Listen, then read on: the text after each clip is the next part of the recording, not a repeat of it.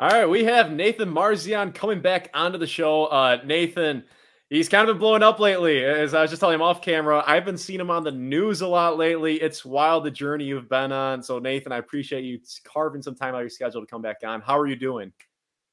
I'm doing good, doing good. The Buck season is rearing up, and it's been fun to watch them with Dame and Giannis and Chris, and they're not clicking completely yet, but they're getting going, and I think they're gonna get better as the season goes along. And then of course Marquette's playing amazing right now. They're the number 3 team in the country. Got a big matchup that we're gonna talk about on Saturday against Wisconsin.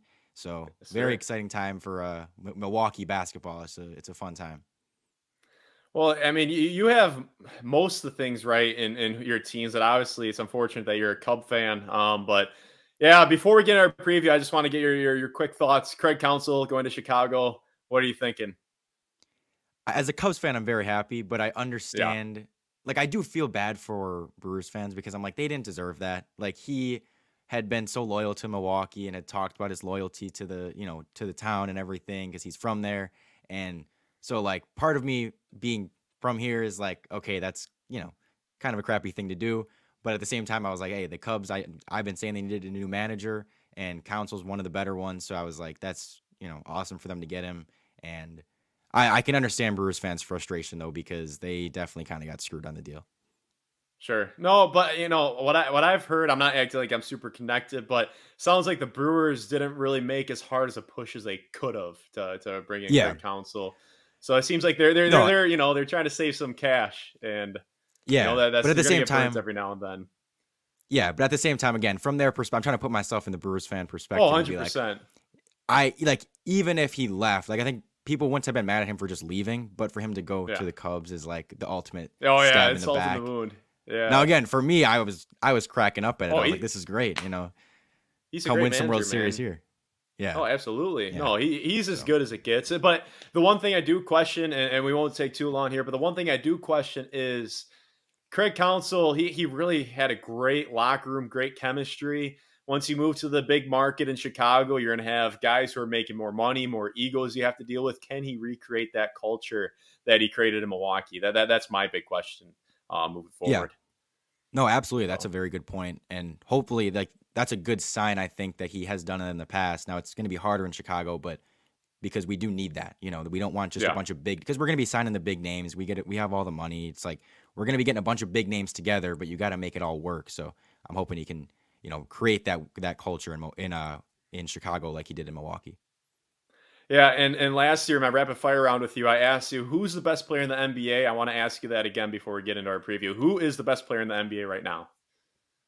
Look, I'm obviously biased, but I do think it's Giannis. I think he'll show it this year and in the playoffs again. Now, if you want to say Jokic, I have no problem with that. Jokic is awesome. He's been dominant for, several years now.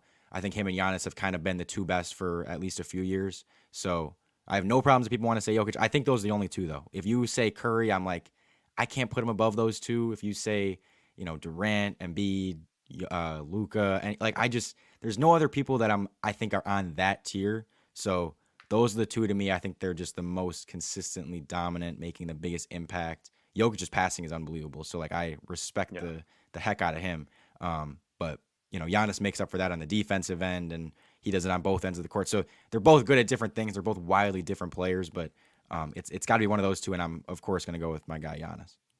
Okay, and you can make a really compelling argument. You've made great arguments for Rodgers over the years. Can I hear your argument as to why Giannis is the best player in the world?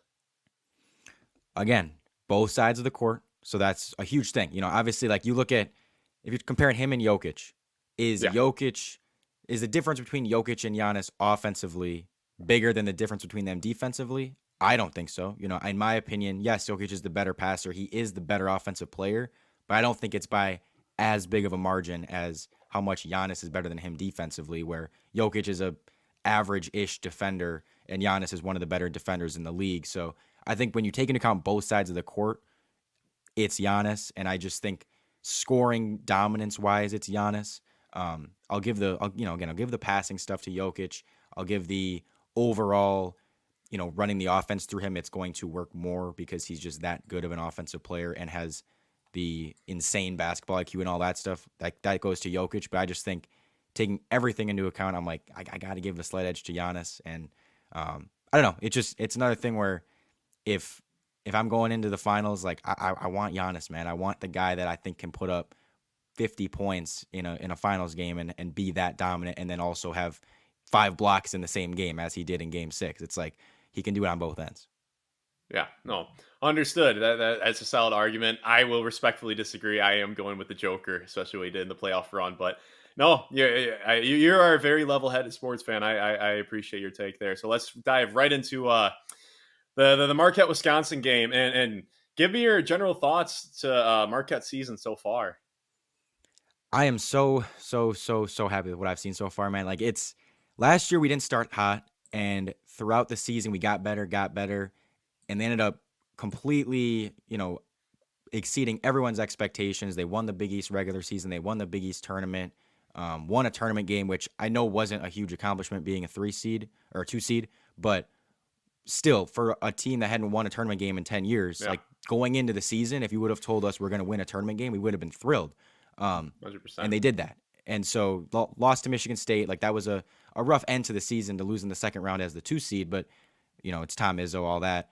And coming into this season, it was, okay, they now have the expectation on them. This is no longer anyone's underdog. This is a team that's top 5 in the nation and is going to have all these expectations, supposed to be another title contender, Final Four contender.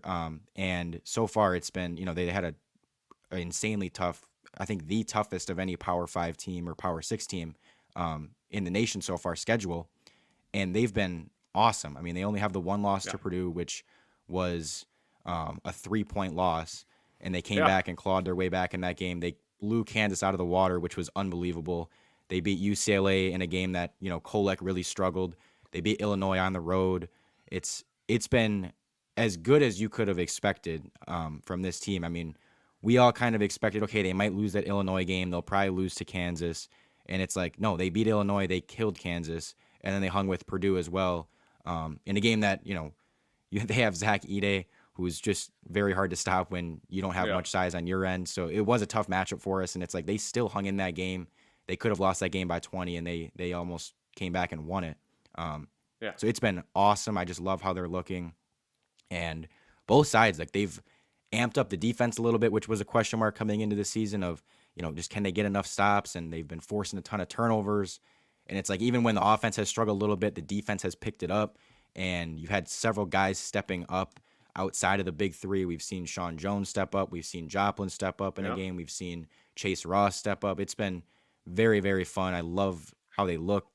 I'm so pleased right now, and I hope they can keep it up, because right now I think, honestly, like, and I'm trying to be unbiased, I think they're one of the most fun teams to watch right now in the nation.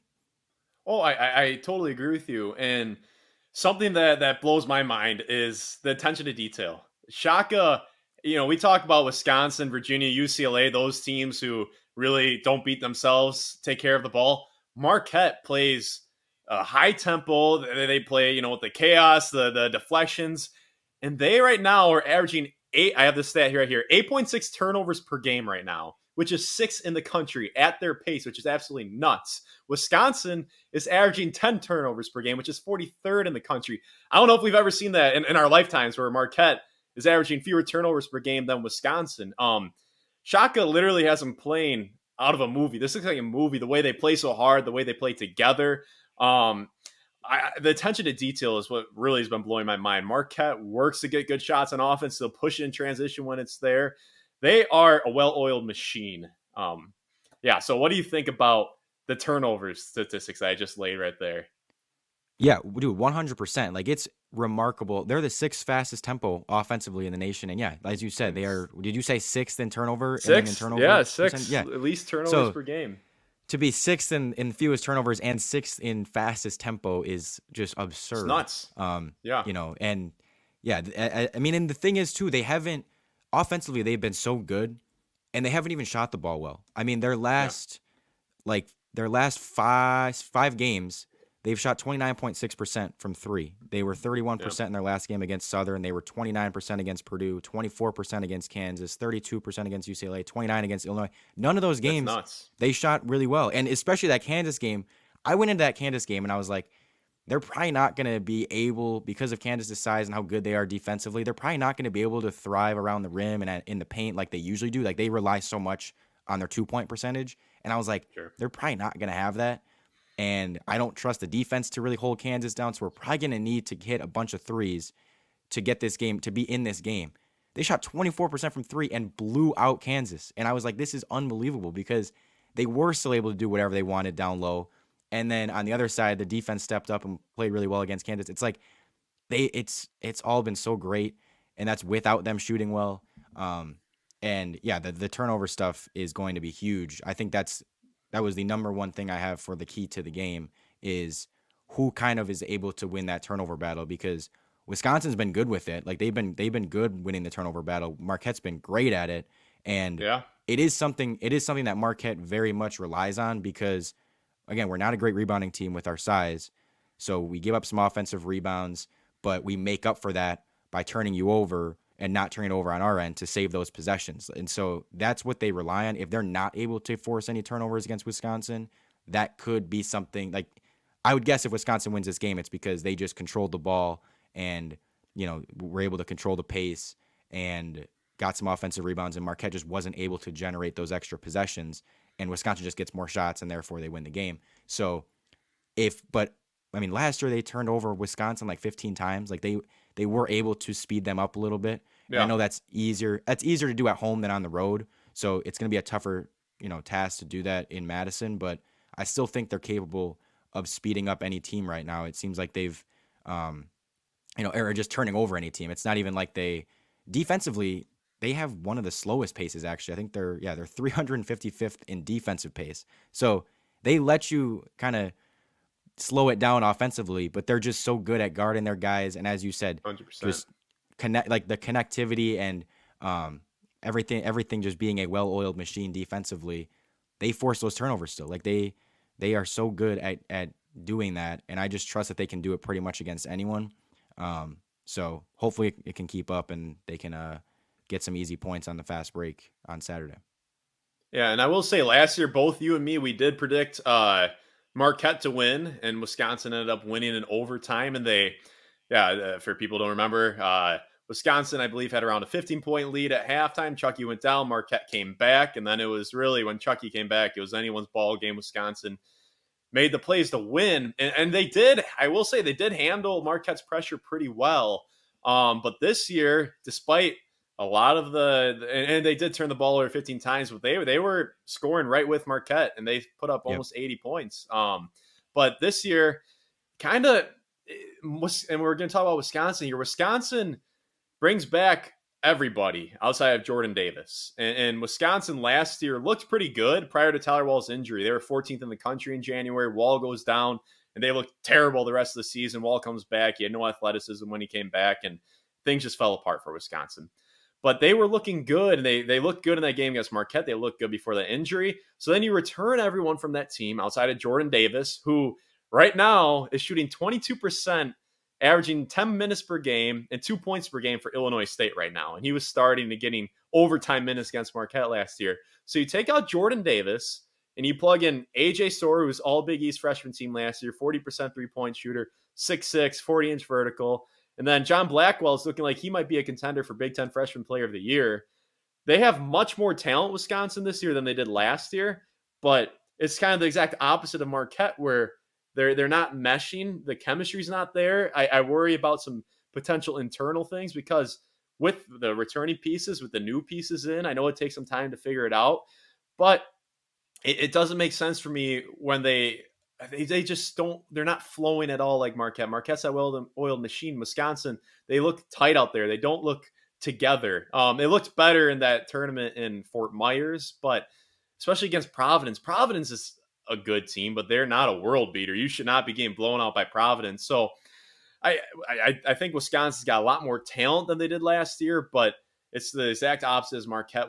Wisconsin is still trying to figure it out, and I think Marquette is much more suited to get a victory right now early in the season. I think Wisconsin will improve as the season goes on, but right now I think Marquette is better suited right now. What do you think?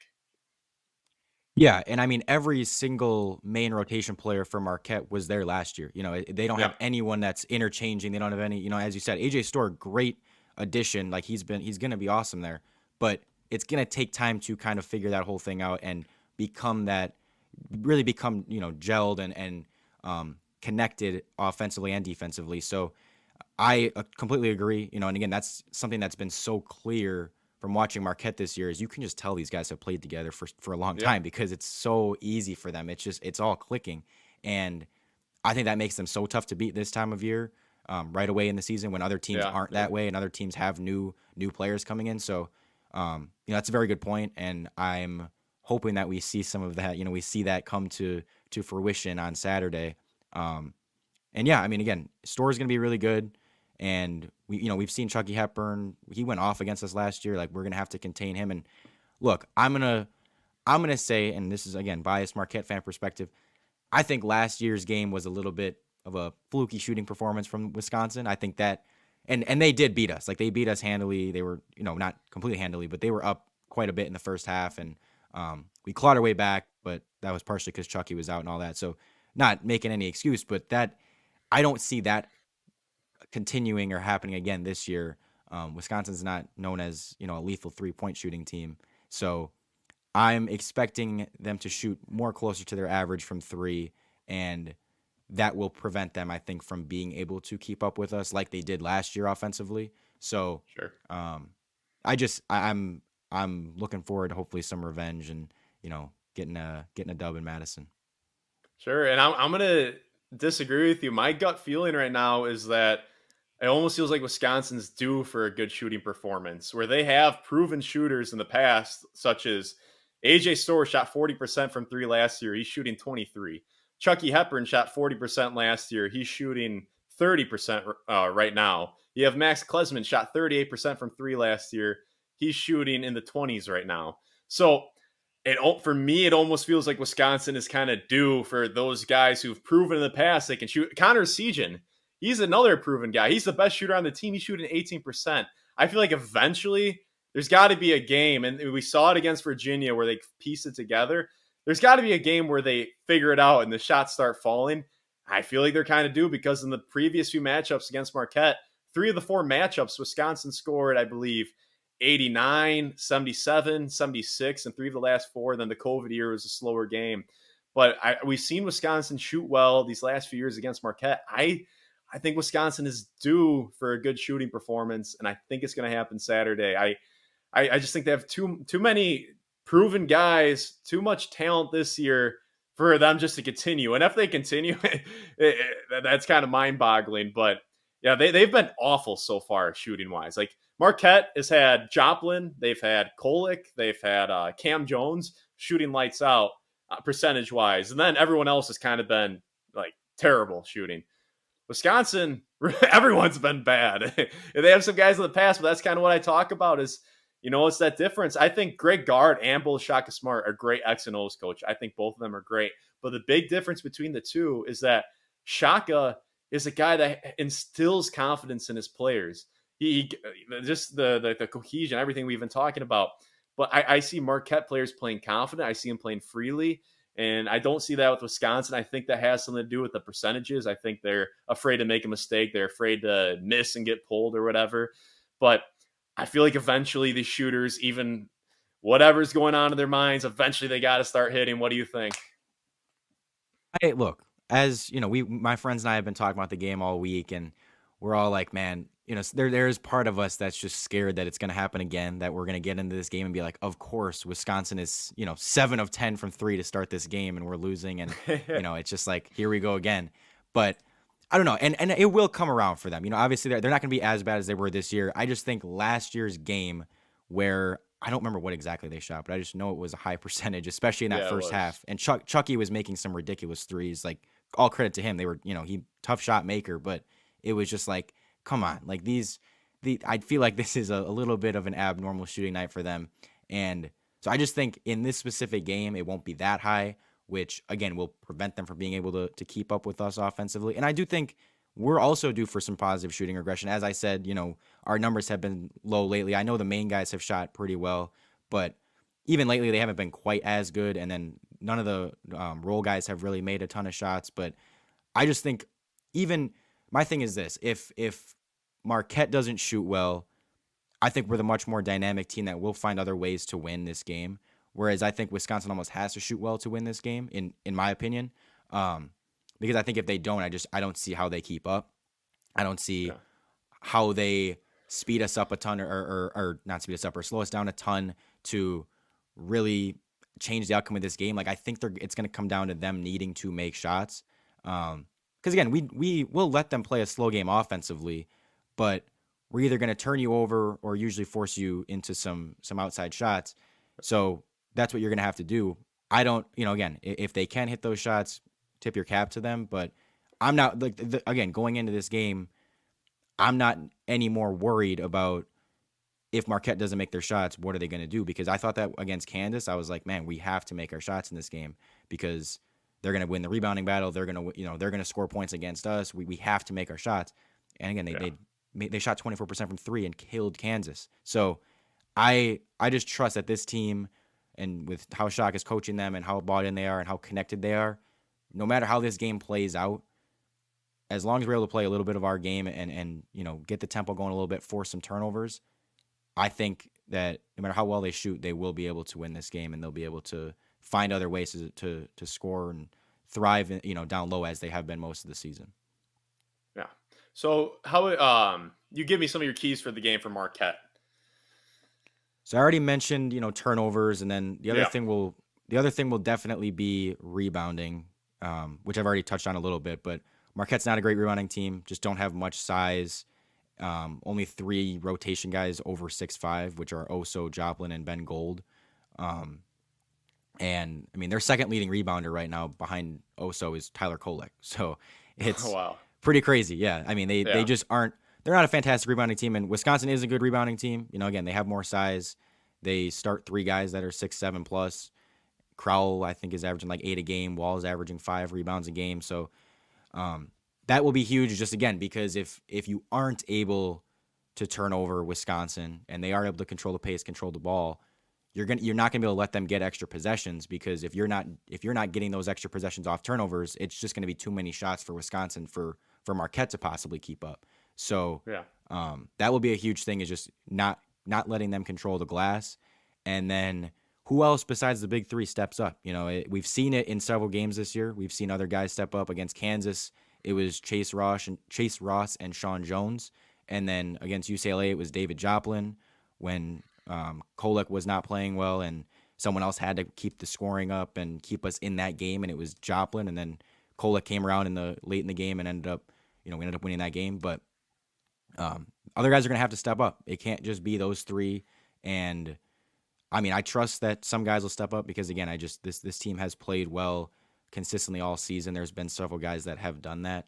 Could be Ben Gold on Saturday if he has to play extra minutes, to match size and everything. He's had a couple games where he's, hit some shots and had some big plays. So several guys that could fill that role, but there's going to need to be some 4th guy, 5th guy that is able to make some plays. Sure. And I'll respond with some of the keys for Wisconsin here.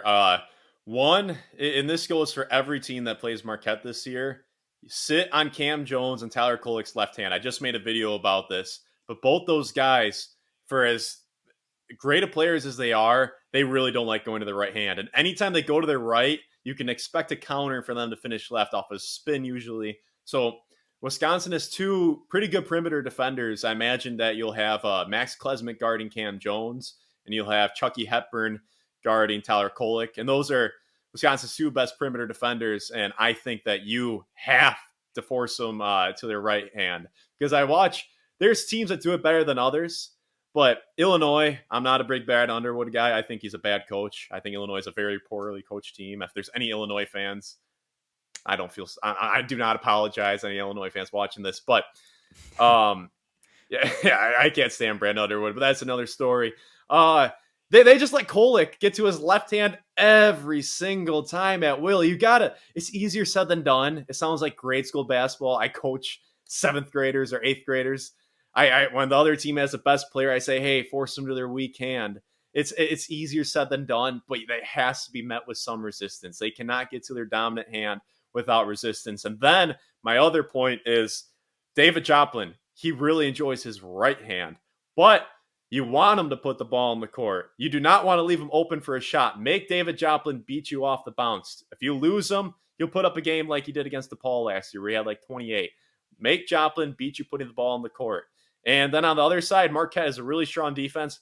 I see Joplin as the weakest link on that defense. I would say isolate Wall on Joplin and make him let Wall go to work. Make Joplin stop you. If Joplin beats you putting the ball on the floor, and if he beats you in a one-on-one defensive battle, more power to him. But those are just kind of my generic thing for any Marquette opponent is force those guys left and make Joplin a driver and not a shooter. Yeah, what do you think? Yeah, defensively, the defensive stuff, it'll be interesting to see how they kind of match up because it's like, okay, who guards Store? It could be like, is it Stevie Mitchell? Yeah, like I mean, he's smaller, obviously, but he's kind of the guy that usually guards the opposing team's best player. And I don't know who guarded Store last year when we played St. John's. We played him 3 times, but Store had combined in those 3 games. AJ Store had 12 points on 3 of 18 shooting, and there was a game where he was like 1 of 11. So I have to go back and watch that and find out what they were doing against him and who they had on him because clearly it worked. But I'm guessing it was mostly Stevie because he's our best defender. But like also then it's like, okay, then it kind of leaves Hepburn. He's kind of got maybe Kolek on him or whoever. But down low in the front court, as you said, so it's going to be Oso and Crowell. And then you've got Wall against probably Joplin, and that is definitely a mismatch. And that's going to be something that, again, maybe we might have to play Ben Gold a little bit more. Not a premier defender, but he's at least bigger. He's at least got some size. I don't know. We'll have to see, but it's going to be interesting because as I said, Wisconsin has 3 guys starting that are 6'7" plus, and meanwhile, Marquette's got 3 guys starting that are 6'4" or below, 6'5" or below. Yeah. So it's definitely in that small forward, power forward range. There's a size mismatch, and if Mitchell's guarding up, if Stevie's guarding Store, then it leaves just kind of some mismatches across the board. So it'll be interesting. It'll be interesting to see, but I do trust that again just how well they've been defensively, even with that stuff happening. Like they played against Hunter Dickinson, they played against Zach Ide, and they were okay defensively against those guys. They were really good against Dickinson. Ide kind of ended up, forcing a ton of fouls on them, but like he's 7'5". Obviously, it's a different story there. But they've been really good at kind of, I don't know, beating you by swarming those type of guys and beating you by, even if they're smaller, they're able to make their presence felt. Because again, that's something every game we go into, it feels like, okay, well, how are we going to stop this guy? How are we going to stop these 2 big guys? And they find a way to stop them because they just they beat them with numbers, and they've been really, really good at doing it. So I trust that they'll be able to figure it out again and again, force some turnovers, generate some steals against big guys and do all that stuff as they have been doing all season. Yeah, and I would say for Iguodaro, I don't think he'll struggle guarding Crowell at all. I do want to point this out. One of the most under-talked about dunks that I've seen in recent memory, especially for a rivalry game. Crowell punched one down on Iguodaro last year. Feels like no one talked about that, but that was a clean and one hammer, Crowell over Iguodaro. But Iguodaro, it looks like he's gotten a lot stronger since last year. I don't see Iguodaro and Marquette having any problem. It's not like Crowell's going to be toasting Marquette. I don't see that happening at all. He could have a solid game, but I don't see him being this mismatch. And Tyler Wall and Joplin, I think you could do it on the block, but I also think that Tyler Wall is one of the more underrated athletes in the country. And I have been very critical of Tyler Wall, where he kind of drives with the intention of posting up. And it's like, no, you're 6'9" and you move really well. Like in overtime last year, he had Omax on a 1-on-1. He Euro stepped in isolation setting. I think it was an overtime with a minute left, laid it in, and Omax went flying into the first row. And it's like, well, you're a good athlete. So if I were Wisconsin, I would, if David Joplin's foolish enough to guard Wall, because if I'm playing in Wisconsin, I'm sagging off a Crowell and I'm sagging off a Wall until they prove otherwise, and I'm clogging the wing. So if David Joplin guards up on Wall from the three-point line, I'm taking him to the hoop. But if I'm Joplin, I just sag off of him. He hasn't made a three all year. Make him make a three. But that's something, because I've noticed teams have guarded him, and Wall's done a better job these last few games of getting all the way to the hoop.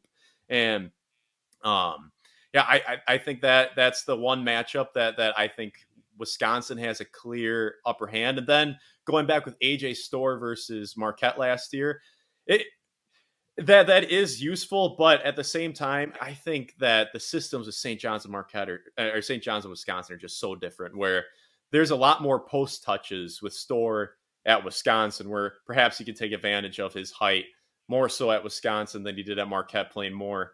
He plays on the perimeter, but he will have different looks this year against Marquette. I don't know if what I really expect from him this game, but I think he will have different looks this year. No, that's very fair. And I knew, like, I was like, take that with a grain of salt, but I just was like, hey, 3 of 18 shooting. Oh, yeah.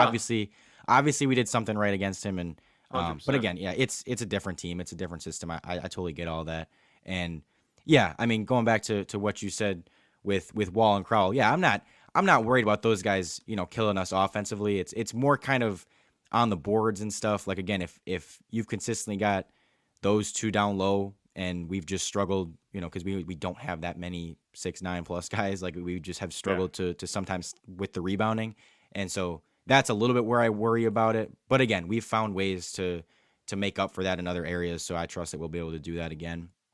But ultimately, yeah, I'm very excited to see how, this Kolek Oso pick and roll, I want to see them keep doing that and just spamming that and getting their 2-point shots, because Marquette is so lethal getting into the paint area, and in that 5 to 7 foot area. It's like it's those big three. Kolek, Oso, and Cam are all so good at finishing, with those floaters and with teardrops and like these running hook shots and stuff like that. And you've got Oso taking little mini jumpers from the pick and roll. It's been very fun to watch, and it just seems like it's almost impossible to stop, because it's like that pick and roll is one of the best in the country. Then you've got Cam Jones out on the perimeter, and again, and then your kind of last resort is like, oh, we gave it to David Joplin. So it's a very, very good offense to have. And then you've got Stevie as that fifth starter, who kind of is going to guard the other team's best player. So overall, like, I'm happy with where we're at. I'm happy with how this is all looks overall. The only thing I worry about, again, is if they can't force turnovers and Wisconsin is able to control that pace, then I'll start to get a little bit worried, because you just start to wonder, okay, can they rebound well enough to not let Wisconsin totally just get way more shots than them? Because if you get way more shots than the team, you're probably going to beat the team. Yeah. And I will say this about Wisconsin. They're looking to play more up-tempo this year, now that they have some better athletes in John Blackwell, AJ Storr, Wall's healthy. They are looking to play more up-tempo. It's just, and not anything like Marquette, but it's not as ugly as, like, okay, when you had Ethan Happ, Wisconsin really wanted to slop it up. When Ethan Happ was their best player, they really wanted to slop it, really low scoring. So Wisconsin, more so this year than in the past, and they did it when they had Johnny. When they had that athlete, they will push it a little bit more. Nothing too wild, but it's not as ugly. It's more so Wisconsin just can't hit the broadside of the barn right now. Like, they have been just woeful shooting. So I think that's more the reason for some of their low scores, more so that they're not willing to push the ball, especially just compared to previous years. Yeah, and I knew that once I watched some of that Tennessee game, and I was like, okay, they're playing a little bit different this year. They had 70 points in that game, but which isn't anything crazy, but like, that's still against Tennessee, who's one of the best defenses in the country. A typical Wisconsin team is probably not going to put up 70 on them, and they didn't shoot well, and they still put up 70. So, I know it's not going to be quite like that, but I know they're still one of the slower teams in offensive pace. And again, Marquette is one of the slower teams in defensive pace. Like, they speed you up offensively. They speed you up offensively, and they did this last year too. Like, they were, I think, 16th in offensive pace, and they were like third slowest in defensive pace, because they just slow you down to a crawl on defense and make you work for everything, and then force turnovers and do all that. But offensively, they just go. So I think they have found the right mix that works for them, because again, I mean, they did it last year and they're doing it again this year. It's speed teams up offensively, slow them down defensively, make them work for everything, they love deflections. They love, they track that stuff. They track the deflections every game. They make that like a focal point of their defense is we need to get our hands on passes, make teams work for everything, generate steals, and get out and run. And so yeah, they've been very good at doing it, and I've harped on it a lot. I'm trusting that they can continue to Yeah. do it against a team like Wisconsin. No, and I just got a notification when I went to Chick-fil-A today. I got 5 free nuggets because Marquette got 32 deflections in their last game. Yeah, yeah, dude. So, Yeah, they every game it's like they have it up on the board, and they'll be like, you go to a Marquette game, and 8 minutes into the game, they're like, Marquette has 6 deflections. We're trying to get to 32, and it's like, I don't know, yeah, it's hard to like keep I like track of when that. you're watching the game, but it's cool. Yeah. No, Shaka's. I think Shaka. If this keeps up, he should be a contender for the Coach of the Year once again. It's just impressive what he's doing. And so, just going over the starting lineups, Wisconsin, they start Chucky Hepburn, Max Klesmit, AJ Storr, Tyler Wall, Stephen Crowell, and then their first guys off the bench, John Blackwell. You got Carter Gilmore, and then a bunch of guys who play kind of spot minutes, and then Marquette. We got Kolek, Cam Jones, Stevie Mitchell, David Joplin, also Iguodaro at the center.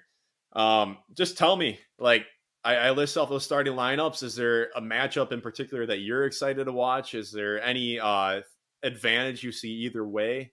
What sticks out to you when I list those starting lineups? Yeah, as we talked about a little bit before, it's got to be I think it's got to be the Stevie Mitchell, AJ Storr thing. I think Sure. because Storr has been the number one scorer for Wisconsin so far this year. He's been solid. He's been Yeah, their he's kind been of good. go-to guy. And again, Stevie's been a great defender for us for years now, and so I'm hoping he can be the guy that kind of holds him down a little bit. And because again, if he can guard a guy, guard up in height, that opens things up for other matchups over there across the board.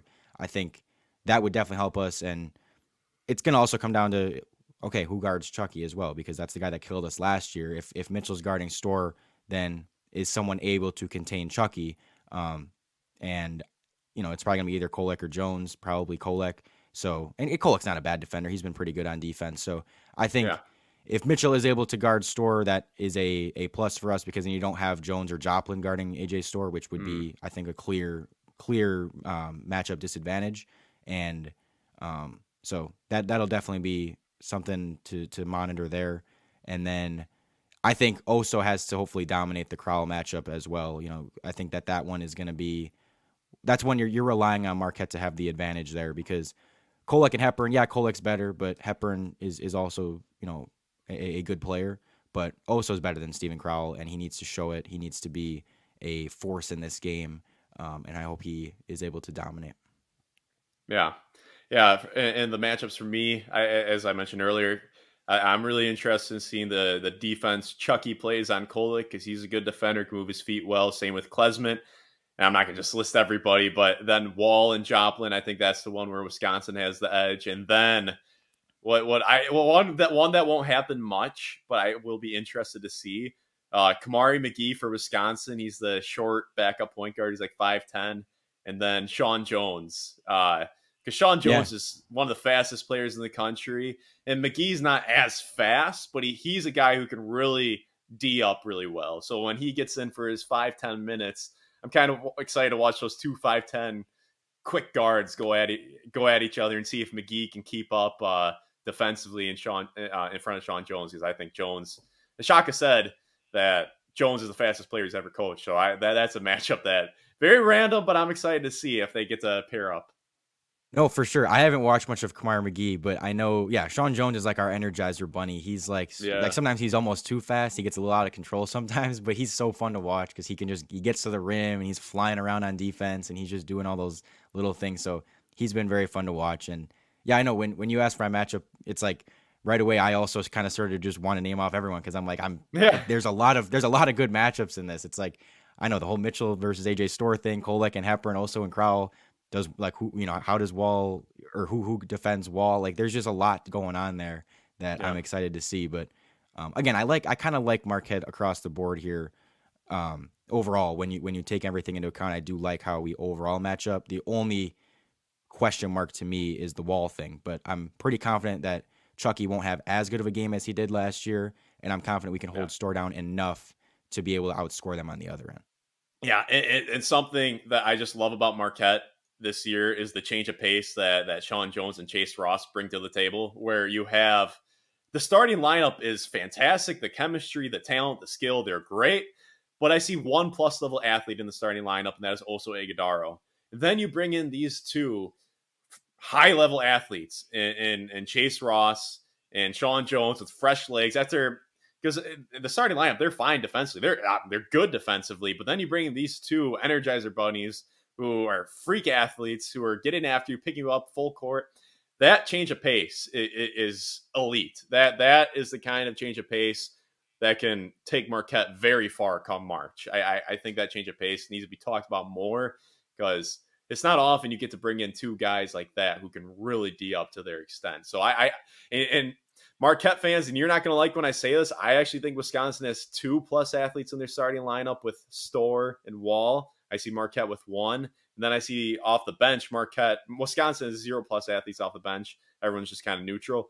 But then you bring in Ross and Jones, and the athleticism just goes through the roof for Marquette. What are your thoughts? Yep. Absolutely. You know, the change of pace is awesome. And I think, and then you also randomly throw, you know, tall white dude and Ben Gold out there too, which just like screws everything up. You know, that's just a total change of pace for everything. But yeah. No, I think he can move. Yeah, no, he can. He's a nice like pick and pop guy, and he can he can defend pretty well. He's fun, but I think absolutely, and I think that the defense being as good as it is, you know, with them being like one of the better top 25-ish defensive teams so far, without having, you know, in that starting lineup a ton of plus athletes, is again a testament to just how bought in this team is, how connected this team is, and everything that they're doing on that end. Because it's like, they don't have guys that are extremely, extremely fast in that starting lineup, or guys that are super, super strong in that starting lineup and are able to wall up and defend. It's like these guys are just all doing the right things. They're all clicking, and everything's kind of, the puzzle pieces are all fitting together. And then that's what makes it so fun to watch. Yeah, exactly. It's been awesome. And then, you know, as you said, when they bring in Sean Jones, Chase Ross, those guys are you see them flying around on the court, and you see the difference in athleticism. But you know, it's been awesome, and I love the change of pace they have. I love the defensive intensity they have. I love the buy-in they have.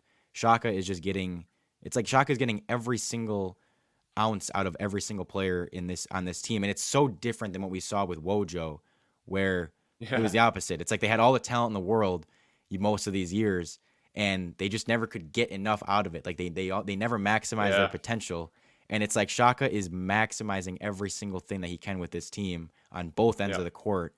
And so it's been very, very, very fun to watch. And I think it's gonna continue all season. I think it's gonna continue for years, hopefully, as long as Shaka's the coach, because these guys seem to love playing for him, and they all fit together right now, which is awesome.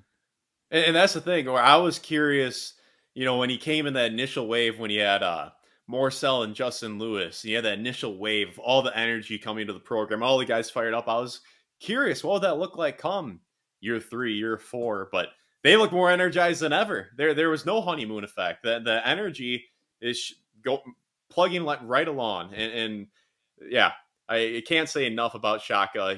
It's the lack of turnovers this year is unbelievable. The attention to detail, the cohesion. Marquette is right now obviously the better team, but in my prediction for the game, I am going to take the Wisconsin. Don't say it. I'm going with the Wisconsin Badgers. I think they are due for a good shooting performance. Like I said, 3 of the last 4 games, you had 77, 89, and 80 from Wisconsin. And in that 21 game, Wisconsin took out their starters with 4 minutes left, and they stayed at 89. They actually could have probably scored more.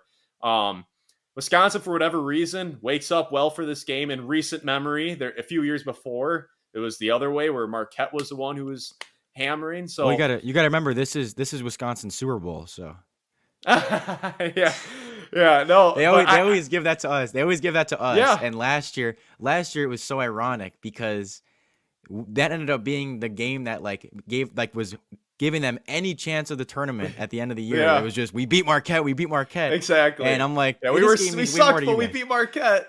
Yeah, like Yes. really for this team, for these two teams, it means way more for Wisconsin this year. But I know for the fan bases, Marquette takes it a little bit more personally. So Yeah. Marquette fans definitely get up for this game more than Wisconsin fans do. But I agree, Wisconsin's been very good at getting up for this game the last few years In and recent playing. years, Yeah, I feel like there was a point where the year before 2019, I think there was yeah. a point where like Wisconsin had some good teams that weren't ready to roll in this game at all. Yeah, because we beat them in. I know we beat them in 15. We beat them in 15, 17. We 17, beat them in 18. 18. Yeah. Yeah. So there were. Yeah, there were. I mean, I agree. It did. It flipped though. Yeah. Like the last few years have been okay. Marquette was kind of the better team at the end of the year. Or at least last year, Marquette was the better team at the end of the year. But Wisconsin was able to get the win against them earlier in the year. So, but this is. I mean, again, last year, yes, Marquette was really good. Ended up being one of a 2 seed in the tournament, but Yeah. at this time of the year last year, they were not supposed to be that. They were not No. that good. So I'm ready to see them now with a whole nother year of experience under their belt and another year of just, again, we see how connected they look, as we already talked about. We see how good they look playing together Yeah. now compared to where they were at the beginning of last year. So I'm excited to see how that looks now against a Wisconsin team that, as you said, is not as connected, has a couple moving pieces, has a couple new guys in the lineup, um, might not be as ready to face a well-oiled machine like Marquette right now. So you can finish your prediction. Obviously, we know who I'm going to pick, but finish your Yeah. prediction. Yeah. No, no, no. I mean, I kind of already finished it. I think Wisconsin's eventually going to figure it out. The talent difference. Guard in recent years he did more with less, but this year, so far it's been he's done less with more. I think this is actually Guard's most talented team that he's had so far.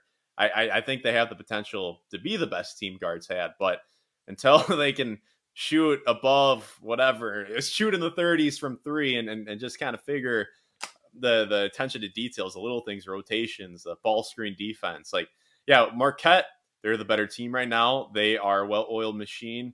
But as I said, I think Wisconsin is due. Perhaps it doesn't happen against Marquette. Perhaps it happens 3 weeks from now where they start to piece it out. I just think they're due. And that I'm going with the Wisconsin Badgers to win 76-70. So Nathan, give me your prediction, and then I'll let you go. So I've I've been kind of cautiously optimistic about this game. I think, I obviously want Marquette to kill them. I think that Marquette should kill them, but I keep wanting to tell myself it's not going to be that easy because last year we thought it'd be easy and they lost. There were years before that where we thought it'd be easy and they lost. And Wisconsin does seem to kind of, muck up this game a little bit usually, and they are able to, slow down the pace a little bit. And Marquette hasn't been good against Big Ten teams traditionally. They in the last few years, they haven't been great against Big Ten. I think it's a style of play that just is a little bit like their kryptonite because you're not quite able to generate the turnovers, as we've mentioned, and all that stuff. But the Kansas game changed me, man. The Kansas game was the game that I went from being like, yeah, they can't beat teams like this, and they're not gonna, it's a bad matchup, and they're gonna lose because of a bad matchup. And I watched them just shoot terribly from three and still kick Kansas's butt. And I was like, this team is different, man. This team is just that good. Like, they just are so good that it doesn't matter. The matchups don't matter. Looking at that stuff isn't as important because this team is just better than almost any team in the country. So I'm gonna just be optimistic instead of cautiously optimistic and say Marquette is winning this game. I'm gonna say 78-66 in a little bit of a beatdown, not a total beatdown, but a little bit of a beatdown where it's never super close at the end and they're able to win this game somewhat handily. Again, there's stuff on paper, as I've already talked about. There's stuff on paper that makes me a little bit scared of this game. But and as you said, Wisconsin's due for a hot shooting night, which makes me scared as well. Several things that just I'm like, I could see them losing this game. But every time I say that, I'm like, they've seemed to prove me wrong, and they just have impressed me so much this year. I'm done doubting them. This is just a new Marquette team, and I'm ready to just watch them destroy Wisconsin and exercise some of our demons there. We haven't won there since 2017, is it now? Yeah, 2017 was the last time we won there. So exercise our demons there, get a nice win, and then we can move on and get past the Badgers. Sure. And I will say, yeah, Shaka struggled against the Big Ten, but not against Illinois, though, because Illinois' Yeah, the ass. Illinois Brad game. Underwood's Yeah, a the terrible Illinois, coach. and they're not the. I mean, I don't. Illinois is not the same as some of the other Big Ten teams. I feel like in Yeah, terms of yeah. slowing it down as much. Like Wisconsin traditionally gives them a little bit of trouble, and other teams that really slow it down on you.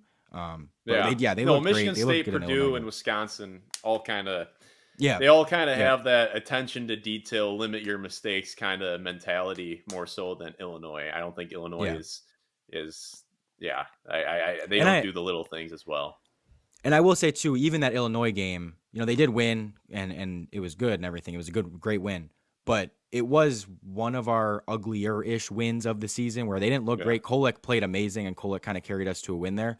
But it wasn't our prettiest game. And I think, again, that just kind of has to do with it. Like, they usually just don't play their prettiest basketball against the Big Ten because the Big Ten yeah. doesn't let teams It's play pretty ugly. basketball. Yeah, Yeah. they muck up the game. They make it ugly, and that's what they love. But again, I do think that Marquette can do enough to win this game, and I think that they'll kind of control the pace a little bit and generate some turnovers, get out and run, get Wisconsin behind.